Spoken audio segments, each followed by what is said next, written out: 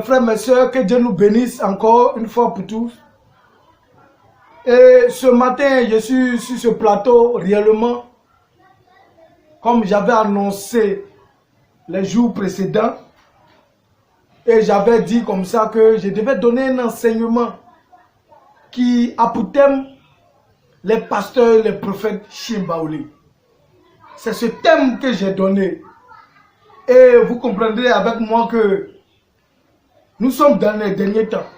Et nous devons réellement exposer Satan et ses suppôts. Nous devons exposer tous ces pasteurs-là qui égarent le peuple de Dieu. Alors, si réellement le Seigneur nous a suscités pour prêcher sa parole, alors nous devons aussi mettre à nu tous les faux pasteurs, les faux docteurs, les faux évangélistes, les faux prophètes et les faux apôtres qui se déguisent en agneau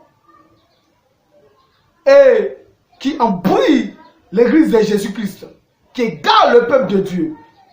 Et ce matin, je vais ouvrir vos yeux.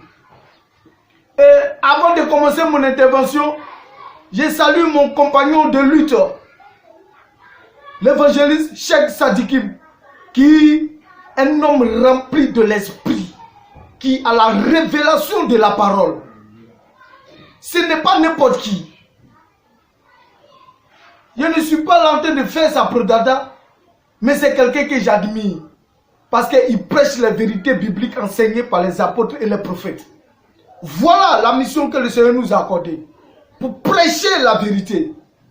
Et c'est quelqu'un réellement que je respecte à cause de son enseignement. C'est quelqu'un que je respecte à cause de son dévouement. C'est quelqu'un que je respecte à cause de son intelligence. Quelqu'un qui est rempli de l'esprit. Qui ouvre les yeux des ignorants par la parole de Dieu. Qui enseigne tout par la parole. Et c'est merveilleux. Et je lui dis un bonjour. Comme ça, quel que soit le lieu où il se trouve. Je crois qu'il me suit durant longtemps. Depuis cette télévision est ouverte. Il me suit de près. Que Dieu lui bénisse. Et écoutez mes frères.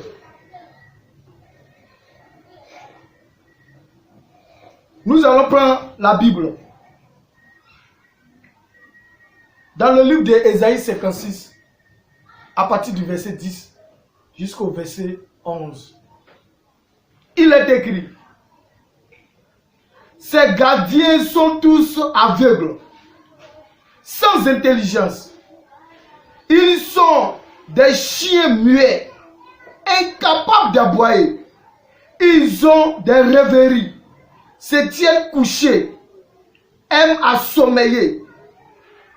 Et ce sont des chiens voraces, insensibles. Ce sont des bergers qui ne savent rien comprendre. Tous suivent leur propre voie.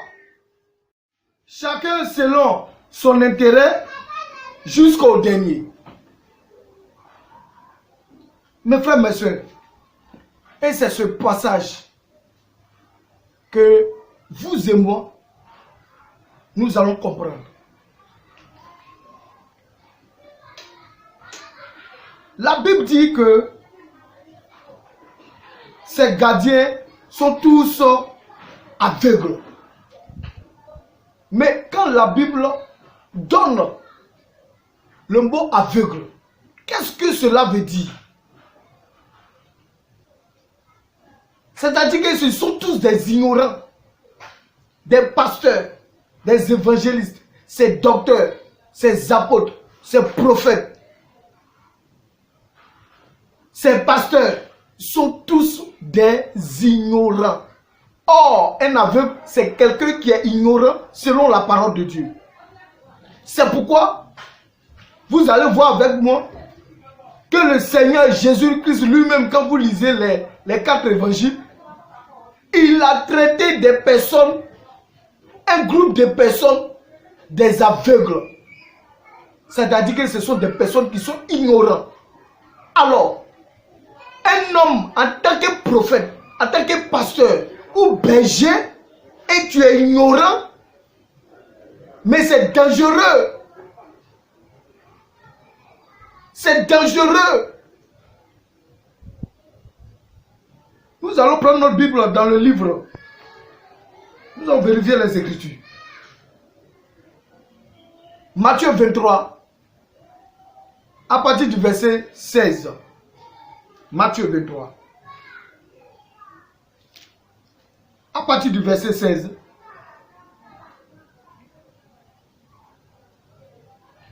Je lis. Malheur à vous, conducteur aveugle, qui dit, si quelqu'un jure par le temple, ce n'est rien. Mais si quelqu'un jure par l'ordre du temple, il est engagé. Le Seigneur Jésus dit, ces personnes-là, ils sont aveugles. C'est-à-dire qu'ils sont ignorants. Voilà pourquoi Ésaïe a été clair dans le livre d'Ésaïe. Quand nous revenons à notre passage, ils sont sans intelligence. Or, selon la parole de Dieu, quand on dit que quelqu'un est sans intelligence, c'est-à-dire cette personne-là qui n'a aucune vision spirituelle. C'est une personne qui n'a pas l'esprit de Dieu. Bon, quelqu'un qui est sans intelligence, qu'est-ce qu'il peut faire? Qu'est-ce qu'il peut donner? En plus de cela, il est ignorant. C'est dangereux. Voilà pourquoi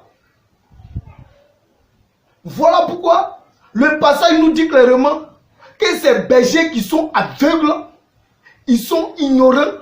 C'est-à-dire que des gens qui sont sans intelligence, qui n'ont aucune vision spirituelle, le Seigneur les traite de chiens. Oui, ils n'ont aucun discernement. Ils n'ont aucun discernement. Mais écoutez, je parle de vos bergers, je parle de vos pasteurs, je parle de vos prophètes. Mais, quel est le rôle d'un prophète? On dit que lui là, c'est l'homme qui donne révélation. Qui a dit ça? Tout serviteur de Dieu, c'est quelqu'un qui doit ramener le peuple à la véritable doctrine de Christ. C'est quelqu'un qui doit ramener le peuple à la vérité. C'est quelqu'un qui doit conduire le peuple à Christ. Donc c'est-à-dire que c'est quelqu'un qui doit donner des enseignements pour amener le peuple au salut. Mais aujourd'hui, regardez. Quand tu vas dans le livre de Amos, chapitre 6, la Bible est claire. Je ne suis pas dans vos fêtes. La Bible était claire. Le Seigneur dit, je ne suis pas dans vos fêtes. Mais cette prophétie, cette révélation que le Seigneur nous donne dans Amos, concernant l'église des nations, c'est-à-dire que nous, qui ne sommes pas juifs, c'est nous. Aujourd'hui, on voit partout, on dit les fêtes de Noël. Et en même temps, il y a la couleur rouge-blanc qui se porte. Et on fête dans l'église. Quand Jésus est né, est-ce qu'il y avait son drap qu'ils ont mis sur lui, c'était rouge-blanc? Mais la couleur rouge-blanc, ça vient d'où? C'est la couleur de Papa Noël. Mais on parle de Jésus, puis on parle de Papa Noël. Et puis derrière, Papa Noël, c'est qui? Et puis Jésus, c'est qui? Jésus n'est pas né le 25 décembre. C'est mensonge, archi faux. Ça, c'est du braquage spirituel. Ça, c'est du banditisme. Et c'est de la sauvagerie qui n'a pas de nom. Arrêtons d'enseigner de n'importe quoi, les frères. Arrêtons. Revenons à la parole de Dieu. Si le Seigneur dit, le Seigneur nous dit que nous sommes des bergers sans intelligence, aveugles, c'est parce que nous ne comprenons rien dans tout ce que nous disons. Nous ne savons rien dans tout ce que nous disons. Nous n'avons aucun discernement. Et nous faisons des deals dans l'église. Jésus a chassé dans le temple des vendeurs de bœufs, des vendeurs de brebis, des échangeurs de monnaie. Les échangeurs de monnaie, quand on parle d'échangeurs de monnaie, c'est la dîme. Aujourd'hui, tout le monde, si tu ne payes pas la dîme, tu es maudit. Mais en comment tu es maudit? En comment tu es maudit? Tu ne payes pas la dîme, tu es maudit. Donc ceux qui ne font pas offrande, qui n'ont pas l'argent pour faire offrande dans l'église, c'est qu'eux, ils sont maudits alors. Parce que quand tu lis Malachie chapitre 3, verset 10, on dit apportez à la maison de Dieu vos dîmes, vos offrandes. Donc si aujourd'hui, moi, prophète Jérémie, je n'ai pas l'argent pour faire offrande, alors c'est que je suis maudit aussi. C'est vous-même qui êtes maudit. Et ils vont plus qu'à dire que la dîme, c'est la partie maudite. Ah bon? Donc c'est ce qui est maudit, on donne à Dieu. C'est vous-même au contraire, vous êtes maudit. Arrêtez d'embrouiller les gens, arrêtez d'emmerder les gens. Retournons à la parole de Dieu. Retournons à l'évangile du Christ. À l'évangile vrai. Enseignons ce qui était au commencement. C'est ça qui est la vérité. Ces bergers-là sont des chiens muets, incapables d'aboyer. Voici des gens qui sont sur les affiches. Ils font des veillées à gauche, des veillées à droite. Mais laissez-moi vous dire, ce mois de décembre, c'est le traite. Parce que dans toutes les églises, on fait fête de moisson maintenant. C'est le traite. Mais c'est leur agent de fête qui cherche. En réalité, ce n'est pas pour les âmes, mais c'est leur agent de fête. Comment ils vont habiller les femmes, comment ils vont habiller les enfants, qu'est-ce qu'ils auront pour manger. C'est ça en réalité. Et le Seigneur m'a dit une chose. Malgré les veillées, malgré ces prières, je ne suis plus dans mon église. Pourquoi? Parce que les gens ne prêchent plus ma parole. Et ceux qui se disent des grands pasteurs, ce sont eux des chiens muets, incapables d'aboyer. Pourquoi? Voici, nous sommes dans un pays avec beaucoup de sacrifices humains. Et ils sont incapables de monter au créneau, de parler avant que ces fléaux, toutes ces choses-là s'arrêtent. Ils ne peuvent pas parler. Au contraire, ils s'associent avec je ne sais qui. Et ils sont d'accord. Pourtant, ils se font appeler les bishops, les archibishops. Mais c'est n'importe quoi, ces conneries, ce sont des bêtises. Levez-vous et parlez. Vous dites que vous êtes des grands pasteurs. Vous dites que vous, là, vous êtes les pères. Alors, tout ce qui se passe dans le pays, et vous faites quoi? Vous êtes chez vous, vous mangez parce que vous êtes rassasiés. Ils s'associent souvent des gouvernements, ils sont toujours comme des, je ne sais pas, ils font des rencontres avec des gens qui ne sont pas chrétiens. Pourquoi? C'est vous les pasteurs qui devez vous lever pour dicter vos lois, pour dire non, ici on ne fait pas ça, non, on ne fait pas ça. Les pasteurs refusent de se consacrer, mais ils se remplissent le ventre.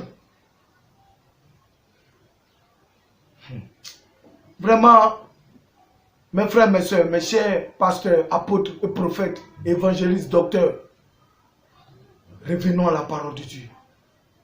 Revenons à la parole de Dieu. Car nous, que Dieu a suscité, appelés pour son œuvre, nous sommes plus proches de l'enfer que même la prostituée, que même le bruteur. Nous sommes plus proches de l'enfer que toutes ces personnes que j'ai citées. Même le criminel, nous sommes plus proches de l'enfer. Parce que lui, le Seigneur nous a mandatés pour ramener toutes ces personnes. Alors, si le Seigneur nous a mandatés pour ramener toutes ces personnes, pour que toutes ces personnes-là réellement puissent connaître son nom, et que nous arrivons et on fait le contraire des choses, on fait ce qu'on veut, on s'associe pour créer des fédérations, on s'associe pour créer des associations des pasteurs. Est-ce que Dieu est dedans? Quel est ce pasteur-là qui a créé des fédérations? Quel est cet apôtre-là? Est-ce que ces apôtres, ils se sont mis par fédération? Non! Il n'y n'y avait pas de fédération. Mais il y avait des fédérations au niveau des pharisiens. Dans le camp opposé, les pharisiens ils avaient leur fédération. Les sadducéens ils avaient leur fédération. Les scribes ils avaient leur fédération. Et ces trois entités-là, ce sont les différentes fédérations. Et ce sont ces fédérations qui se sont retournées contre le Seigneur Jésus-Christ. Et il a été crucifié. Et quand nous lisons bien les Écritures, c'est la jalousie. Voilà comment aujourd'hui, ces mêmes fédérations sont nées. Et ils sont jaloux de celui-là même qui travaille avec le Seigneur, qui est dans la pensée de Dieu, qui travaille dans la vision du Seigneur, il s'élève. Non. Revenons à la véritable doctrine de Christ. Aujourd'hui, là, dans le pays, il y a des meurtres, des enlèvements, des viols, des emprisonnements inutiles. À ne point fini, toutes ces choses. Mais vous qui dites que vous êtes des grands pasteurs, qu'est-ce que vous faites? Qu'est-ce que vous dites? Rien. Sans cela, la Bible dit, a été claire. Comme on peut le lire ici.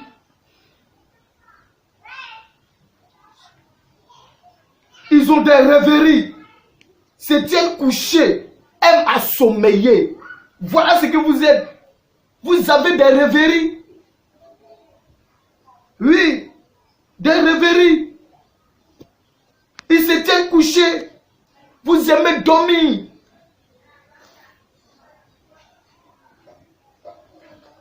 Et à sommeiller. Voici ce que vous êtes. Quand il y a des choses, ils ne peuvent pas parler. Ils sont muets. Pourquoi? Parce que ce sont des gens qui sont corrompus. Mais qu'est-ce que la Bible nous dit? Nous allons lire dans le livre de Habakkuk chapitre 2 verset 1. Qu'est-ce que Habakkuk nous dit?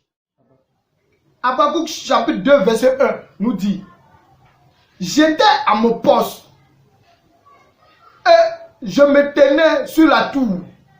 Je veillais pour voir ce que l'Éternel me dirait et ce que je répliquerai après ma plainte. Dites-moi aujourd'hui, quel est ce pasteur-là aujourd'hui qui est à son poste, qui veille sur le peuple? Il n'y en a pas. Ils vont plutôt prendre des médicaments pour donner des révélations. Je te vois ici, tu es à gauche. Toi, je te vois à droite. Fais une offrande pour que le Seigneur te bénisse. Viens donner cela. Fais envoyer des présents pour que le Seigneur vous bénisse. Mais mes frères, mes soeurs, où allons? Où allons-nous? Seulement des révélations. Et avec tout ça, on va au Ghana pour aller prendre des médicaments. On va au Nigeria pour aller prendre des médicaments. Pour aller prendre des puissances étrangères, des feux étrangers, comme les fils d'Élie ont fait dans le livre de 1 Samuel. Mais écoutez, écoutez mes frères, écoutez. Nous sommes des mauvais gardiens. Nous sommes des mauvais gardiens. Des bergers sans intelligence.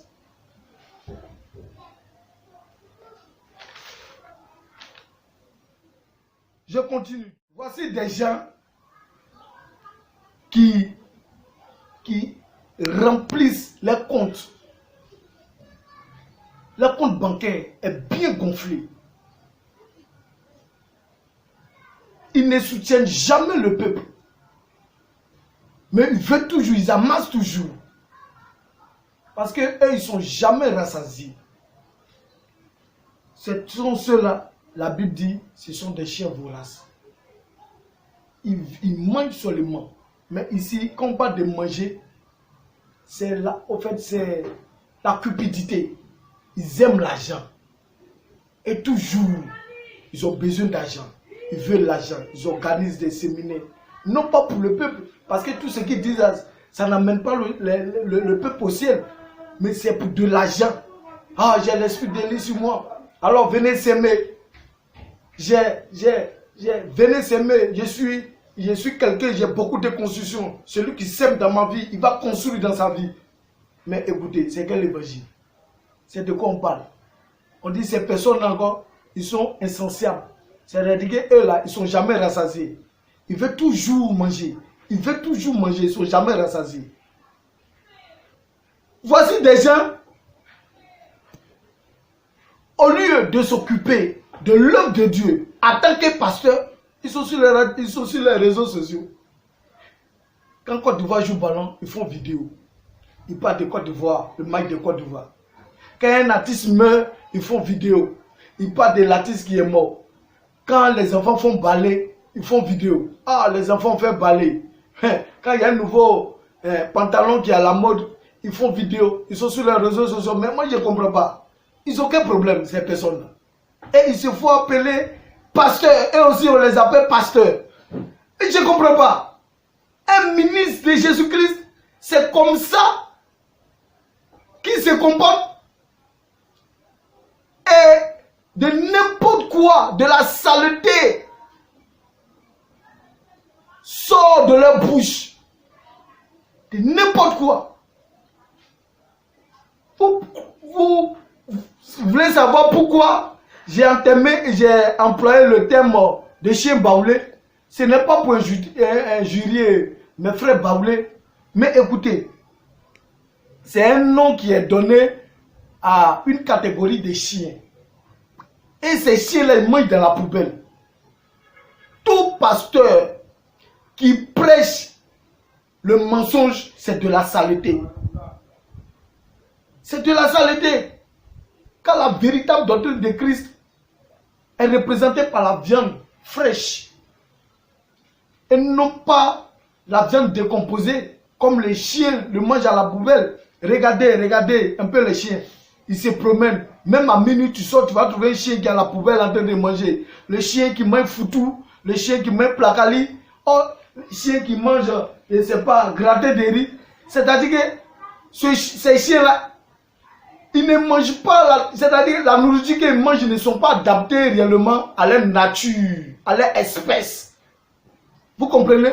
Voilà pourquoi on les appelle des chiens baoulés. Et des pasteurs aujourd'hui sont des chiens baoulés parce que c'est de la pourriture, ils mangent de la pourriture. Regardez, prenons le cas d'un aigle. L'aigle mange de la viande fraîche. C'est un animal prophétique. Regardez le lion. Le lion ne mange pas une viande qui est décomposée, qui est là. Le lion, il mange ce qu'il tue. Voilà. Écoutez, nous n'allons pas faire trop de polémiques autour des personnes, de toutes ces choses. Toute la Côte d'Ivoire est au courant qu'il y a des faux pasteurs, il y a des faux docteurs. Même la Bible même en parle. Même les pères, même pas des faux prophètes, les faux pasteurs. Mais ce sont encore des noms que je vais ajouter. Ce sont des antichrists. Parce que ce sont ces personnes-là, la Bible dit, ils ne rentrent pas au ciel. Et ils empêchent aussi d'autres qui veulent entrer là, d'entrer. Mais, qu'est-ce que réellement la Bible nous explique? Qu'est-ce que nous devons faire? Qu'est-ce que nous devons faire? Nous devons retourner à la parole de Dieu. Nous devons veiller sur les Écritures. Nous devons demander l'intelligence, c'est-à-dire l'Esprit de Dieu, pour que le Seigneur ouvre notre esprit sur sa parole. Parce que la Bible dit que c'est la révélation de la parole qui est claire. Elle ouvre les yeux des ignorants. Elle donne de l'intelligence aux insensés. Mais toute parole qui n'est pas véridique, c'est-à-dire qui n'est pas la vérité, ne peut pas ouvrir l'intelligence, ne peut pas ouvrir les yeux, ne peut pas accorder l'intelligence aux insensés. Et le dernier passage, la Bible dit que chacun poursuit son propre intérêt. Nous allons prendre nos livres dans le livre de Philippiens, chapitre 3, verset 18 à 19. Je lis dans le livre de Philippiens, chapitre 3, à partir du verset 18 au verset 19. Car il y en a plusieurs qui marchent en ennemis de la croix de Christ. Je vous en ai souvent parlé. Et j'en parle maintenant encore en pleurant. Leur fin sera la perdition. Ils ont pour Dieu leur ventre. Ils mettent leur gloire dans ce qui fait leur honte. Ils ne pensent qu'aux choses de la terre. Voici des gens qui pensent seulement qu'aux choses de la terre. Qu'est-ce que Dieu reproche à toutes ces catégories de personnes? Jérémie 3, à partir du verset 30. Je lis. C'est pourquoi, déclare le Seigneur, je vais m'attaquer aux prophètes qui se volent mes paroles l'un à l'autre.